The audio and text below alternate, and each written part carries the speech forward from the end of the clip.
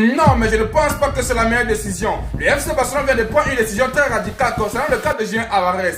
À cette allure, je pense qu'ils doivent se remettre en question. Mais pendant de ça, l'équipe, si on bascule directement pour les petites infos au sein du Real Madrid, on tient à préciser que Yan Diomandé a été présenté au Real Madrid. Alors tout ce qu'on peut dire, c'est que bienvenue au sein du Real Madrid. Si on bascule directement sur le cas de Vinicius Junior, sur le match qu'ils ont eu à jouer face à l'Espagnol, on constate que Vinicius s'est encore énervé une fois de plus face à une situation. Vinicius Junior s'est énervé contre Arda Güler lorsqu'il a fait la passe à Mbappé. Alors Vinicius Junior s'est permis de dire: donne-moi la balle juste une fois, mec. Putain, c'est toujours pareil. Et ouais, on constate que ce qui s'est passé en tête de saison précédente vient encore retrouver cette nouvelle saison. C'est-à-dire, Vinicius Junior est beaucoup admiré, mais il faudrait qu'il essaie de se calmer, tellement il s'énerve vite. Au bout d'un moment, je reconnais que la plupart des joueurs sont toujours en train de l'énerver, mais il faudrait qu'il sache qu'il doit se calmer. Au cas contraire, moi je peux pas l'en vouloir, peut-être qu'il est comme ça. Et alors, vis-à-vis de tout ce qui se passe, on constate que Mourinho sera toujours du côté de Vinicius Junior, mais il travaillera aussi pour que son attitude sur le terrain n'affecte pas négativement l'équipe. Et ouais, faudra qu'il travaille sur ça. Si on continue toujours avec les infos de l'équipe, on tient à préciser que Martin Zubimendi a donné son accord verbal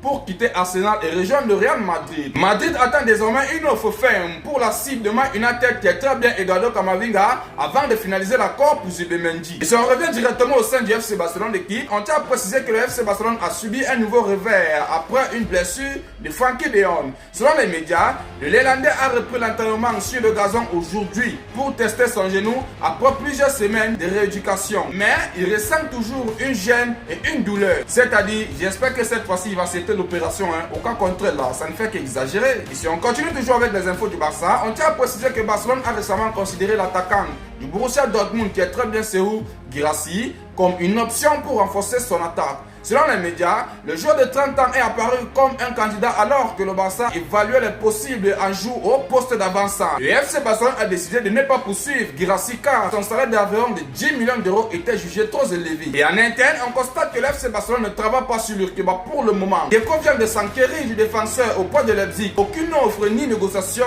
n'a eu lieu. Et si on bascule directement sur la décision radicale que le FC Barcelone a eu à prendre, on tient à nous faire savoir que le FC Barcelone ne signera un attaquant que si c'est Julián Álvarez. Selon les médias, le club a exploré d'autres noms, mais estime qu'aucun d'eux n'est assez bon pour renforcer l'effectif actuel. Ce qui signifie qu'il ne préférerait ne signer personne. Hansi Flick voit Abdulkarim comme l'un de plusieurs joueurs capables de jouer comme attaquant aux côtés de Rafinha, Anthony Gordon, Karim Adeyemi et Dani Olmo. Le Barça ne signera pas un autre attaquant si l'affaire Julián Álvarez échoue.